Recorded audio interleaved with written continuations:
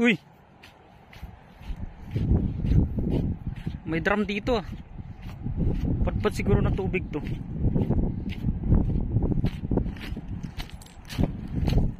Ay ano, buya ng payaw. Yun oh. Ito guys oh, magandang umaga muna sa ating lahat no. May napadpad dito guys na buya ng payaw. Ito medyo malaki to.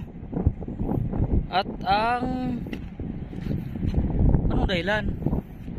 Ba't natanggal to? Ay ito,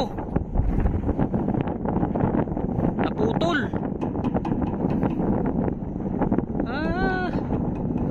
Ibig sabihin maliit pa itong bakal na to. Dapat mga tatlo, kaya malaki, mga 20 mm yung gagamitin dito para hindi siya maputol. Yan ang dahilan. Sayang guys oh. Okay pa, good pa siya. Wala pang butas. Kasi kung may butas to, hindi na to nakarating dito sa isla. Malubog na to kung may butas to. Ang laki nito. Yari, sayang yung pan. Sayang itong lubid. Yung lubid ng yung pinagtatalian nito, sayang. Siyempre, naputol na siya. Malamang yung lubid ng lubog yun. Sayang yun. Estimated ko pa naman guys, kapag yung payaw, sinasabi nila, nasa ano yan, nasa 80 metro. O kaya mga 7 piraso hanggang 8 pirasong rolyo na lubid ang magagamit. So, sayang yun. Nalubog. Dahil dito, nakabitaw itong to, naputol itong bakal na pinagtatalian ng lubid. Ito, good pa ito. Good pa, wala pang butas. Bali, ang gagawin na lang dito guys, kung may gagawa man, sasandarin to. Sasandarin. Tapos ipa-primer. Tapos yun, pinturahan siya ng panibago para hindi siya tuluyang kalawangin, kasi tinatamaan na siya ng kalawang oh. Pero okay pa. Good pa oh. Okay pa.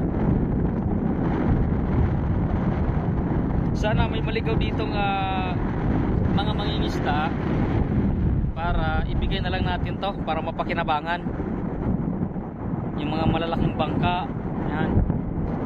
Kasi kung hayaan natin to dito lang, walang mangyayari, masisira lang. Tulad dito guys oh, may isa tayo naman dito oh. Nakita oh, ito oh. Ito ay buya rin ito ng payaw. Tignan nyo. Sa palagay ko, bago to napadpad dito guys, ay good ito. Hindi pa to butas. So siyempre, sa tagal ng panahon na na-stuck lang dito, ulan init, dahil bakal nga ito, kinalawang. Kaya yan, sira. So wala na, hindi na ito mapapakinabangan. Ang liit lang ng lubid nila oh. Kaya kung may mapadpad man dito na mga mangingisda, tulad ng sabi ko kanina, ibigyan na lang natin to. Ito para mapakinabangan nila, kasi sayang talaga to.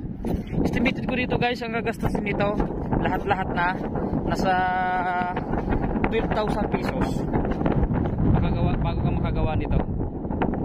Kasi materialis din, labor, yun, ito pa lang yan.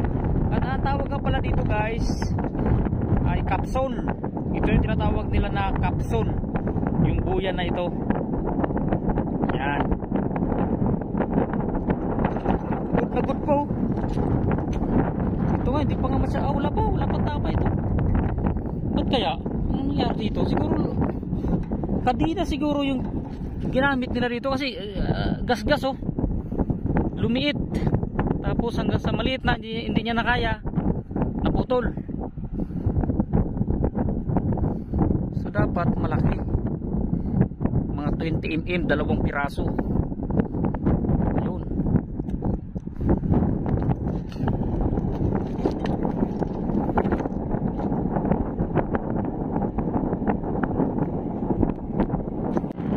So guys, ito no, sa kumpanya ng PFC, nandito yung inyong capsule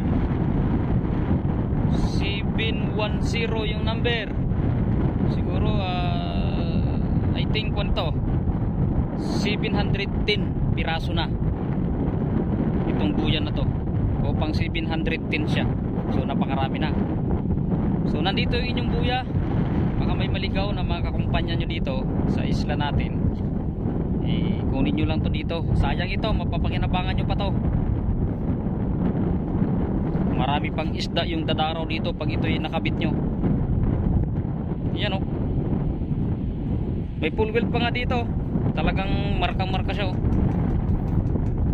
Victor Pakrat Charlie 710. Yun.